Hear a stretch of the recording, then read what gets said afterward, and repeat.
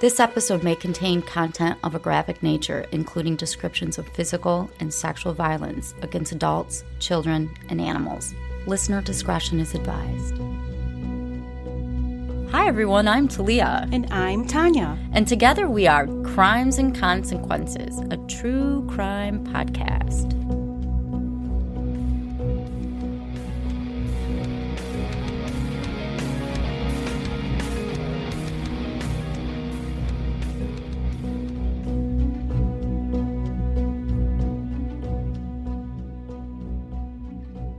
Hi, Tanya. Hi, Talia. Welcome back, everybody, to another exciting episode of Crimes and Consequences. Hope everybody had a great week.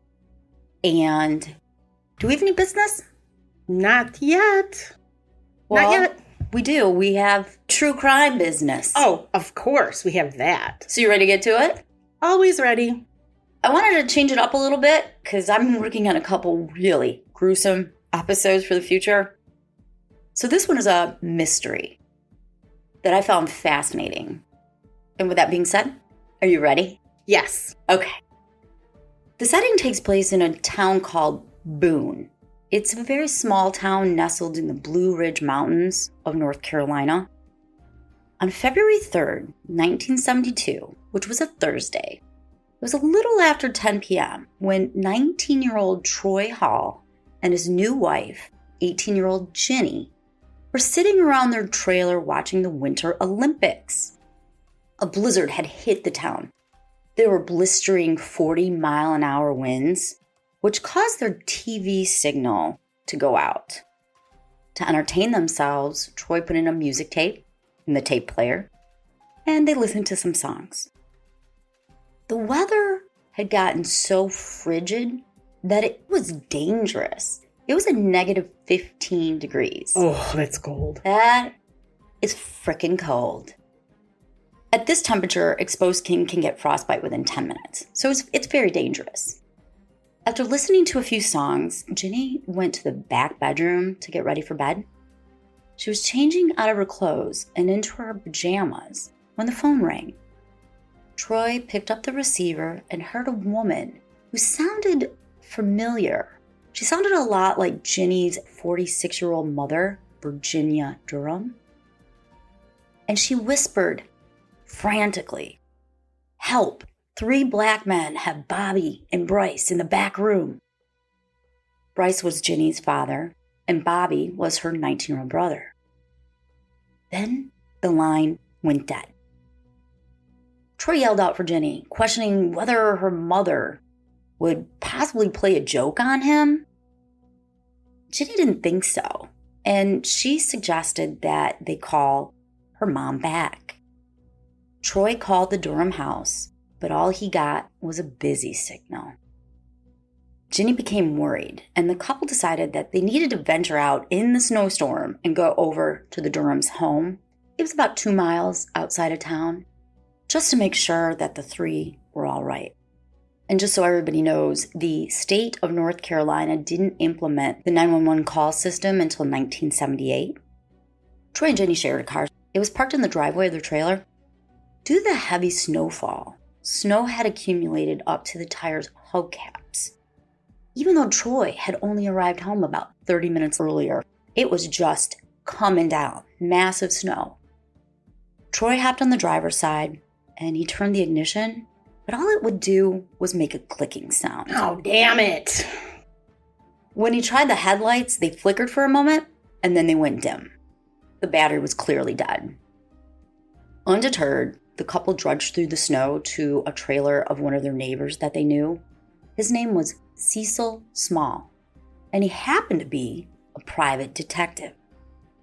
They knocked on his door, and after he answered, they explained the bizarre phone call and asked Cecil if he would be willing to drive them in the hazardous conditions over to Ginny's parents' home. Without hesitation, he agreed. At their suggestion, he brought his revolver in case they ran into trouble. The 3 piled into Cecil's 4-wheel drive vehicle, and they headed to the Durham's house, which was at the bottom of the mountains.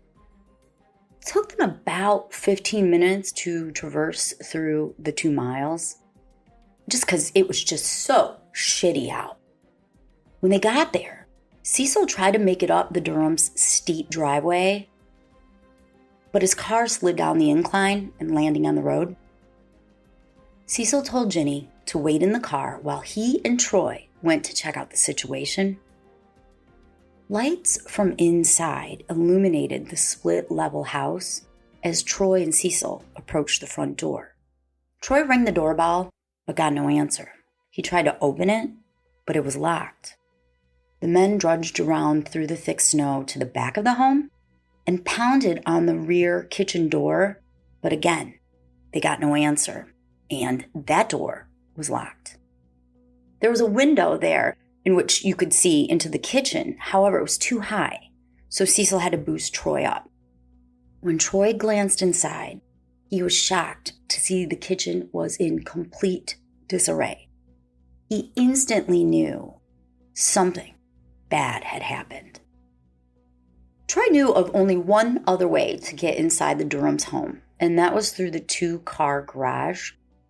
The spring in the door of the garage was broken, so the door was lifted about 18 inches, just high enough for a person to crawl inside. But the 2 men didn't need to do that, because together they were able to open it. None of the Durham's vehicles were there, which was surprising, because usually in a snowstorm, people stay home. Cecil and Troy walked up the landing that led inside the house. When they opened the door and they went inside, they were just horrified at what they saw. All the pictures on the wall were ripped down. The closet doors were open. The clothes from the closets were thrown all over. Every drawer in the house was opened, and the drawers themselves were ripped out of the dresser, and the drawers were thrown all over. Even the beds were stripped of their bedding, which was piled on the floor. Troy ran into the living room with Cecil following right behind him. They both noticed patches of dried blood on the carpet. Uh-oh. The television was on and there was a comedy show playing. In the stillness, Cecil commented that he heard what sounded like water dripping. Troy heard it too and said he thought maybe the sink was overflowing. They followed the noise into the bathroom, where they discovered it wasn't a sink making the sound. It was the bathtub. They stood there. Neither one could move. They were in disbelief by what they were seeing. Kneeled over the lip of the bathtub, with their heads submerged underwater, were the corpses of Bobby, Bryce, and Virginia Durham. All 3 of the Durhams were motionless. Their hands were tied behind their backs, and the tub's faucet had water pouring from it, but the water was caught by the tub's overflow drain. So they're all lined up on the side of the tub? Yes. With their heads in the water? Yes. That's weird. And it wasn't a large tub. They were crowded there.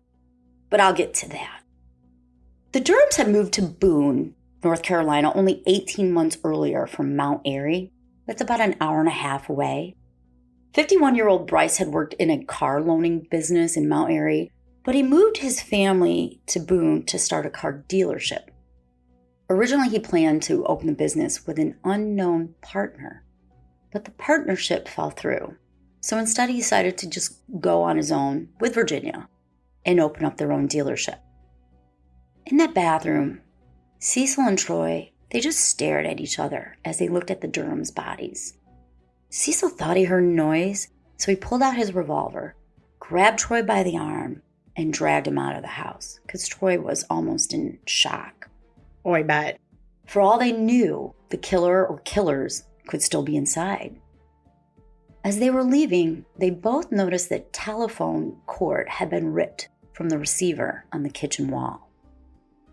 After returning to Cecil's car at the end of the driveway, they told Ginny what happened, and she was obviously horrified. The trio drove to an apartment building nearby and asked a tenant if they could use his phone to call the police. Troy made the call to the sheriff's department, and it came in at 10:50 p.m. According to the dispatcher, he was clearly shaken and couldn't seem to get the words out of his mouth fast enough. The State Bureau of Investigations, that's the SBI, and the sheriff's department arrived to the Durham's home shortly after 11, and they began their investigation. The arriving officers came in through the front door, and neatly placed by the door were Bobby's laced-up Oxfords and Virginia's knee-high fashion boots. The soles of their shoes were still damp from the snow. Bryce wore totes. You know what a tote is? Totes are those rubber shoes that are placed over your regular shoes. Okay. I know people actually wore those. That'd be hard to get your foot in there. Right. Anyway, Bryce's shoes were found upstairs in his bedroom next to his winter coat that was hanging over his closet door.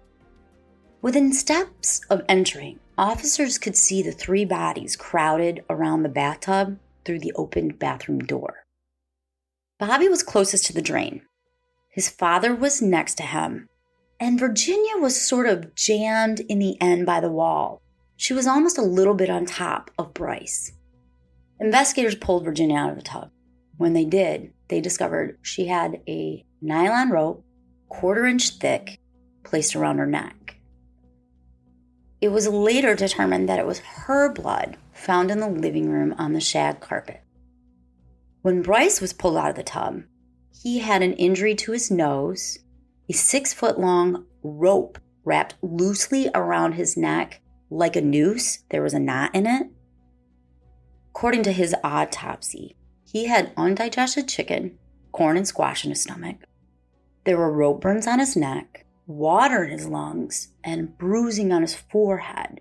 He had been hit with something, whether a fist or an object, on his head. And again, there was a cut on his nose, which most likely came from being punched in the face while wearing his glasses. His cause of death, Tanya, it was listed as asphyxia due to rope strangulation and drowning. Basically, his head had been plunged into the bathtub water while a noose was placed around his neck. So he was strangled and drowned at the same time. That's crazy. Yeah, like what a complicated way to kill somebody. Right, exactly.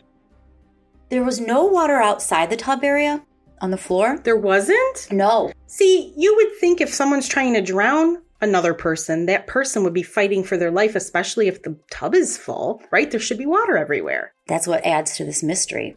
Investigators concluded that none of the victims put up a struggle in the bathroom. Huh. Virginia's autopsy showed that she had died from strangulation, and she was already dead when her head was placed in the tub. I don't know why someone would do that except to maybe make sure she was dead. Maybe. She had a bruise on the right side of her cheek, along with an injury to her nose, most likely a result of multiple punching to the head. Her knees also had bruising on them, and there was a cut on her chin. College freshman Bobby, he died in a similar fashion to his father. Now, Bobby was a football player in high school. He was athletic, yet it appears he didn't struggle either. His killer or killers fashioned a rope around his neck, strangling and drowning him at the same time in the bathtub. Besides rope burns around Bobby's neck, he had some on his face too. These burns suggested that a rope had served as a gag at one point and had been tied around his mouth to the back of his head. Weird. Police surmised that they were forced into the tub in the order they were found. And I don't know what led them to this conclusion, but they believe Bobby was the first one to be forced in the bathroom, strangled and drowned, then Bryce, and then Virginia. How did someone manage to overpower 3 people? That's what I want to know. As I said, Bobby was strong, athletic. He was a former Eagle Scout. And what's really interesting is somehow they were all 3 murdered within a 25 to 30-minute time span from when Virginia placed the call. It takes about 4 minutes for someone to die from strangulation. And you have 3 people that were killed at 3 different times. At least that's what the police think. Investigators scouted the rest of the crime scene. In the living room on the coffee table were 2 full glasses of Coke and 1 glass that was half full or half empty, depending on your perspective. Next to the half full, half empty glass of pop was a partially eaten plate of baked chicken. The rest of the chicken lay on the counter in the kitchen. Also found on the coffee table were some playing cards. Now, Bobby was a big fan of solitaire, and he had recently told his sister Ginny he was determined to beat the game, so the cards were probably his. Some of the cards were found scattered on the floor. In the hallway that led to the living room lay Bryce's reading glasses, broken at the bridge, probably from the punch. Nothing, and when I say nothing, Tanya, I mean nothing in that house had been left untouched by the perpetrator, including the basement. In the basement, there was this open bread box, and investigators believe that it probably contains something of value the way it was placed, but I don't know exactly what leads them to that. They found latent fingerprints on it. As I mentioned earlier, their bedding was ripped off their beds. Why would you need to rip off sheets? It doesn't make any sense. All the drawers had been ransacked and removed, but the most revealing piece of evidence was a bullet hole found by the police. The police didn't release a lot of information to the public about it, but I do know a gun was fired in that home. Bryce and Bobby's wallets had been rifled through, but the wallet itself was left behind. Now, this is what's really strange about this. As if this whole story isn't strange. Well, you're thinking, okay, this sounds like over the top Home invasion. But this is where it gets odd. In plain sight, on a dining room chair, was a bank deposit bag filled with receipts and cash from the Buick Pontiac dealership sales that day. There's money? Cash. Right there on a dining room chair, left behind. And considering they went through everything, they didn't miss that. They even took the pictures off the wall. Right. Which maybe they were looking for a safe. I mean, why are you taking pictures off a wall? Sometimes people hide money behind pictures. Oh. I know people have done that. I'm going to have to take a look at your house sometime, Tanya. There isn't any at my house. You're going to be very disappointed if you look behind any photos in my house. You're going to catch me at your house sometime. Just peeking. Now, normally, Bryce or Virginia would make a nightly deposit after work with the bank deposit bag. But due to the really horrendous weather conditions, they decided to wait until the morning. At first glance, this house appears to be ransacked. But after further investigation, a few seasoned officers thought the extent of the chaos was just too much for a simple home invasion. And to them, the scene appeared staged. Word of the murder spread through Boone like wildfire. Within an hour of the police arriving on the scene, a tip came in to the sheriff's department regarding one of the Durham's missing vehicles. It was from a local man who had heard a report about the murders on the radio. He told the police that around 11 p.m. he left his house in the country and he headed down a dirt road to pick up his son who was in town. So he's making his way to town. As he's driving, he spots a green and white Jimmy truck on the side of the road. It's a GMC, four-wheel vehicle. So everybody knows this Jimmy truck was like a brand new thing in 1972. It was like a big deal. He made his way to town, he picked up his son, and on their return home, he noticed the car was still there.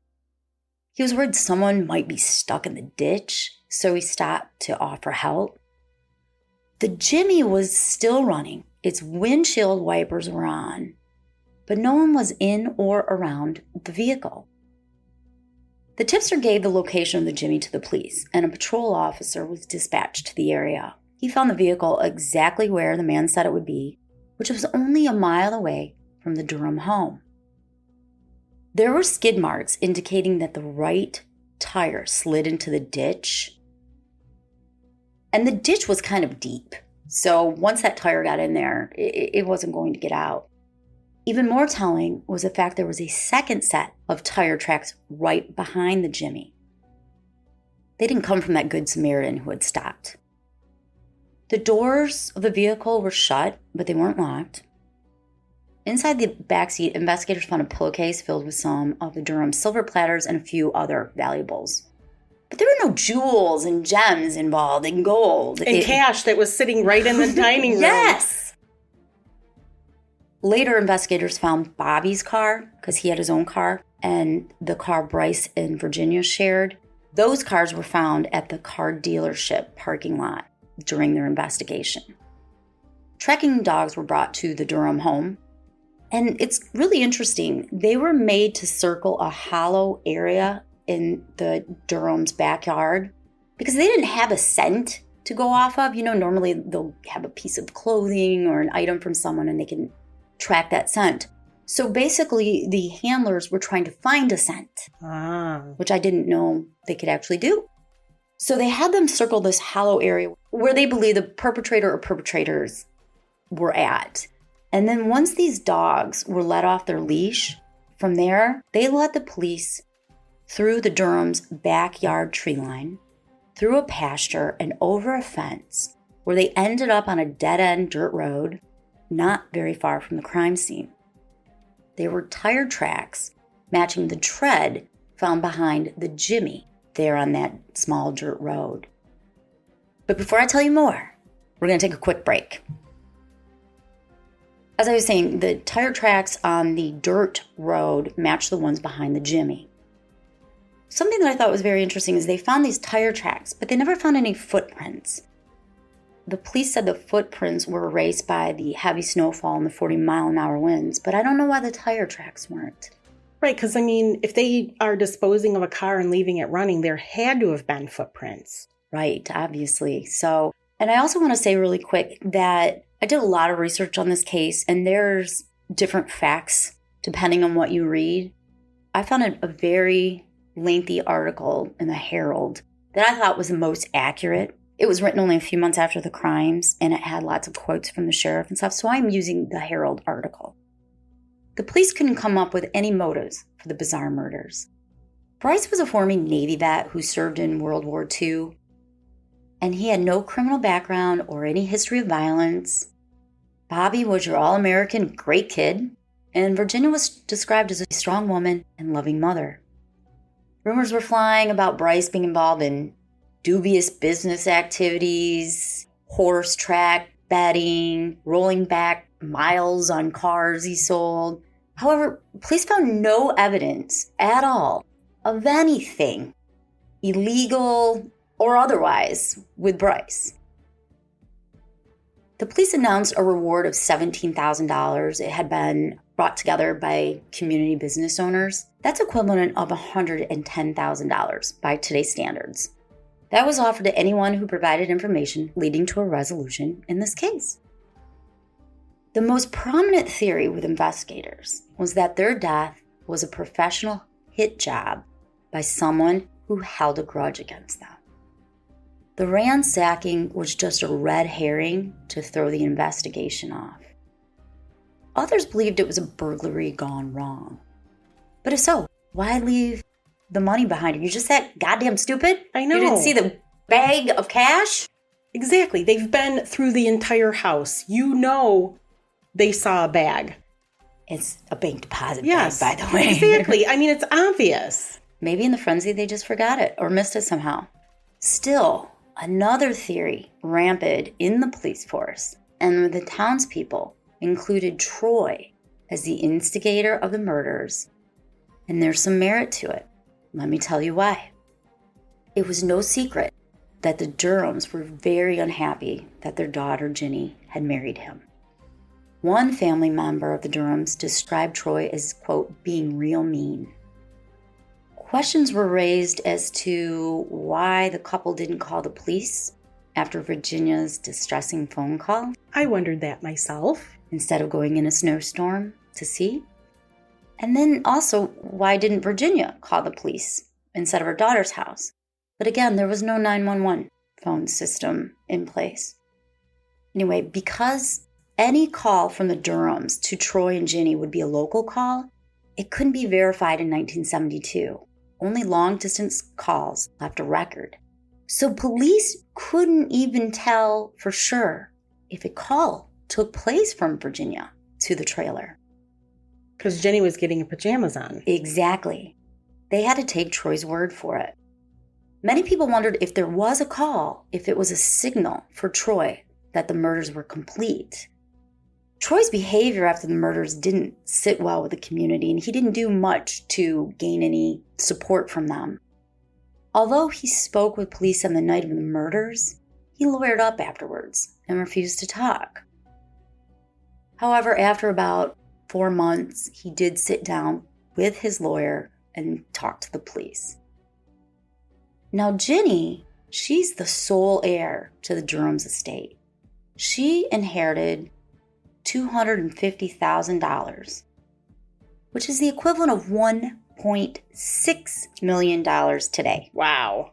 That's a lot of money. It's a lot of money. That's a shit ton of money. Yes. In the months leading up to the murders, her relationship with her parents had been strained. They were usually a very close family, but since she married Troy, she'd only seen her family a few times. And it didn't help that Ginny decided to drop out of college. In fact, on the day of the murder, her dad had given her a lecture about that. That day, Ginny was working in the afternoon at the Appalachian State University. She didn't go there, she dropped out. She was working there. When it was time for her to go home, she was concerned how she was going to get home because Troy had the car that they shared, and it was really bad out. Normally, she would call Troy when she was done, and he would come and get her. But Troy had just gotten over the flu, and Ginny thought it'd be best for him not to leave the house. So she called her dad instead, and this was sometime around 4:30. However, Troy did leave the house. According to Troy, he left between 4:30 and 5 to go study at the Appalachian State University Library, where Ginny was working. He was a student there. That seems suspicious to me. This begs the question, Is it snowing, right? Yes, it's snowing. It's a blizzard. Yes. Why would you go to school to study in a blizzard? I know, he's just living at home with his wife. She's not going to bother him. Maybe he needed the books. Oh, maybe.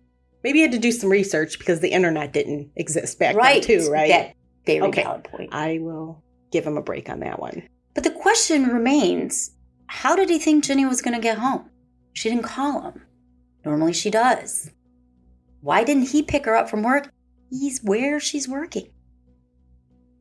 Witnesses can place him at the university library until 8 p.m. However, we know he didn't come home until 9:55 p.m. That doesn't mean he wasn't at the library. It's just no one can place him there. As I said, Bryce was working at the dealership when he received a call from Ginny. He told her, "I'll pick you up. I'll be there in about 30 minutes. And by this time, the snow was so heavy you could barely see your hand in front of your face. When you add in the wind, 40 miles an hour, it's a nightmare. What time did they say that they were murdered? About 10:30. Okay. True to his word, a half hour after Ginny called, Bryce pulled up to the campus parking lot, driving the Jimmy, and Ginny had never seen the Jimmy before. It was a brand new green and white GMC Jimmy truck that had been delivered to that car lot that day. He borrowed the truck from his business because it could handle the icy roads much better than his sedan. Ginny hopped into the truck, and the two headed to the Greenway Village trailer park in town where she lived. During their drive, Bryce had a serious conversation with Ginny about the direction of her life and the necessity that she go back to college. According to Ginny, she told her father she would start back up at school the next semester, and he was, quote, pleased tremendously. He dropped her off at home, and he headed back to the dealership. Now remember, he pulled into the dealership at 5:45. And just so you remember the timeline, Troy got home at 9:55. The phone call from Virginia was at 10:15, and about 25 to 30 minutes later, Cecil, Troy, and Ginny made it to the Durham's home. When Bryce got inside the dealership, he saw Bobby was there. Bobby was studying in the sales room. He planned on going over to a friend's house for dinner and catching a basketball game afterwards. Virginia, she was the secretary and the bookkeeper for the dealership, and she was in the office working on the books. We know this because an employee was there. Virginia got a phone call from their lawyer just discussing some business things around 6 o'clock, and she seemed fine to him. Virginia told Bobby she didn't think it was a good idea that he go to his friend's house or to that basketball game. That decision cost Bobby his life. Bryce later left the dealership, and this is a little weird. He wanted to attend an 8 p.m. Rotary Club meeting at the Appalachian Ski Mountain Resort. They're still having a meeting? Well, when he got there, he found out it was canceled. I was going to say. But he was clearly a devoted member. It was very important to him. Another Rotarian followed behind Bryce as he drove home. This guy used the Jimmy to block the snow and make a path for him.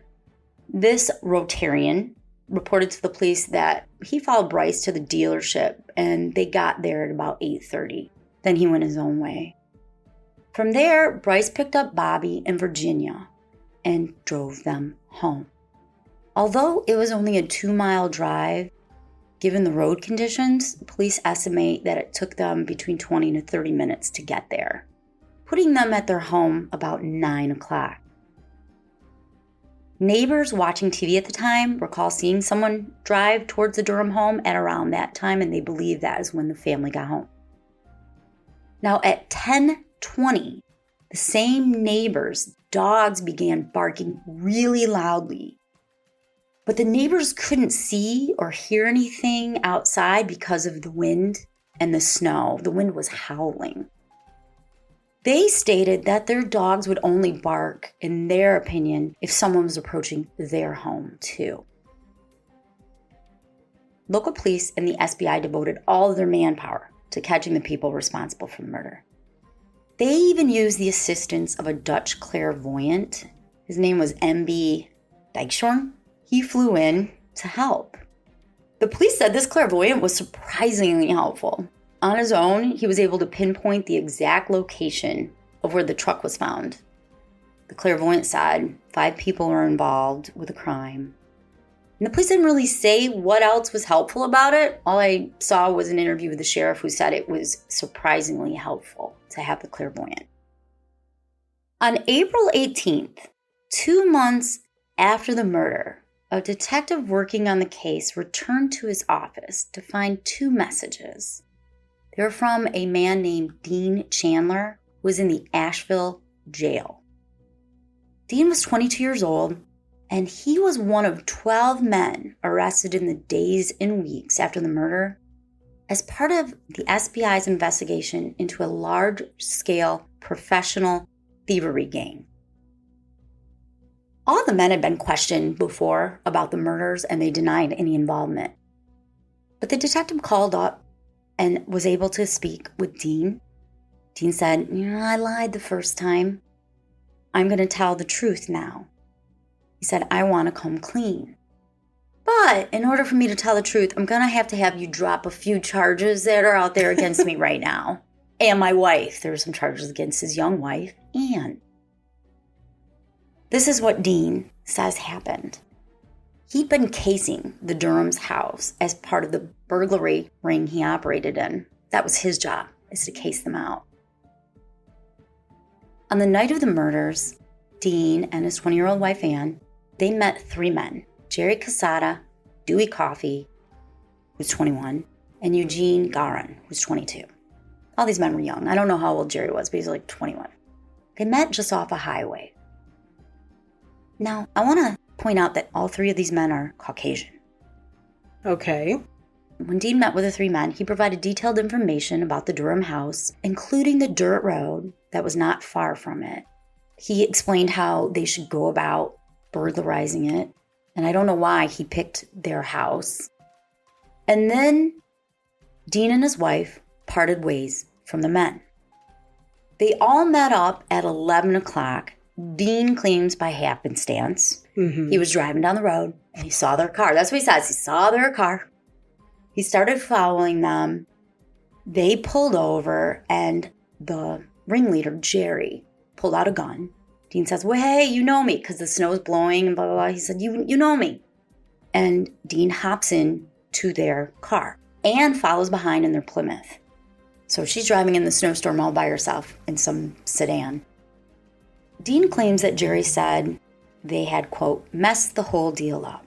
He openly talked about firing a gun, wearing brown gloves, stealing the Jimmy, and stealing silver. Dean says that one of the men's jackets that they were wearing in the car while Dean was sitting there was wet up to the elbows, and his pants were wet too. Either Dewey or Eugene, according to Dean, said, quote, if they would have just came home 5 minutes later, none of this would have happened, end quote, insinuating that they had been somewhere in the house already when the Durhams arrived home. The four men pulled into Jerry's driveway and he ran inside to change his clothes. He came back out holding a bag containing a blue shirt and brown pants and instructed Dean to take them and burn them on the mountain, which Dean later did. This is interesting. The police went to the area on the mountain and they found charred clothes, verifying at least that aspect of the story. Dean's wife, Anne, also spoke with police, and she said that Jerry approached her in March while she was walking, and he told her, basically, we killed the Durhams, and if we go down for it, you're going to go down for it, and you'll never see your children again. That's what Anne says. Based on Anne and Dean's confession, Jerry, Dewey, and Eugene were arrested for the murder. But to Dean's surprise, he was arrested too. He was arrested as an accessory after the fact. What a dumbass! What a dumbass. Jesus. After Dean got arrested, Anne basically quit cooperating with the police. There was a preliminary hearing and she pled the fifth. Dean tried to get his confession thrown out. Of course. Dewey and Eugene, they passed lie detector tests, and based on that and the fact that the only evidence against them was Dean's testimony, the judge dismissed all the charges against them for lack of evidence. However, Jerry Casada, he faced 3 counts of first-degree premeditated murder, and Dean still faced charges of accessory after the fact. While the men were awaiting these charges, Dean was sentenced to 5 years for car theft. They also stole vehicles. In 1974, 2 years later, the charges against Dean and Jerry were dropped for insufficient evidence. So what's transpired in the last 50 years with this case, and where does it stand now? I know you want to know. Of course I do. And I have a little more to add. In 1976, Troy and Ginny Hall divorced. Troy moved to Georgia and changed his name to Justin. In 1979, he became an attorney. Oh, interesting. And an owner of his own construction business. He died in 2019. Ginny remarried a man named Steve, and she moved to the state of Washington. She has always cooperated with authorities. She even allowed herself to be hypnotized, but there was just nothing for her to add. In 1983, an FBI profiler spent 12 hours going over the evidence with investigators. He really didn't have much to offer, and the police were pretty disappointed. He said that the perpetrator or perpetrators felt comfortable in the house. Police were like, what does that mean? Are they comfortable because they're sociopaths? Are they comfortable because they do this all the time? Are they comfortable because they know the victims in the house? What does that mean? What does that mean? And then the profiler, don't know who he is, but he said that the longer the perpetrator or perpetrators can go without confessing, easier it becomes to deal with what they have done until it's almost like an out-of-body experience that someone else did. Well, I would think that would be obvious. Thank you. I'm just like, this is called denial. Yes, exactly. Something Denial. you did 50 years ago? Did I do that? Yeah. I can't even remember what I did yesterday. Rumors continue to swirl to this day about what happened. What was the motive for the murders? Some believe it was the work of the Green Berets. What? They were in town doing a ski demonstration and were at that resort where the Rotary Club meeting was supposed to be held. And people based that on the way that they were tied up and drowned. So the Green Berets are just doing it for a night of fun? Like, why Okay, well, that theory was dismissed, Tanya. It's stupid. I'm just telling you all. One of the original investigators was asked in an interview what he believed took place, what happened. And he said that he, to this day, believes that the right guys were arrested. But what's interesting, Tanya, is there were some fingerprints found in the Jimmy and found at the house. It didn't match any of them. Every year, the police and the SBI, they run those fingerprints through a database. There's never been a match. Well, I was thinking their timeline is off. Because if Dean said that one of the guys told him, if they had only came home 5 minutes later. Exactly. And that would have, you said they came home at 9. Right. Or right around 9. But then the call that Virginia made was at 10:15. Plus, they sat around and ate chicken. Right. Oh, that's true. And they were watching TV and playing cards.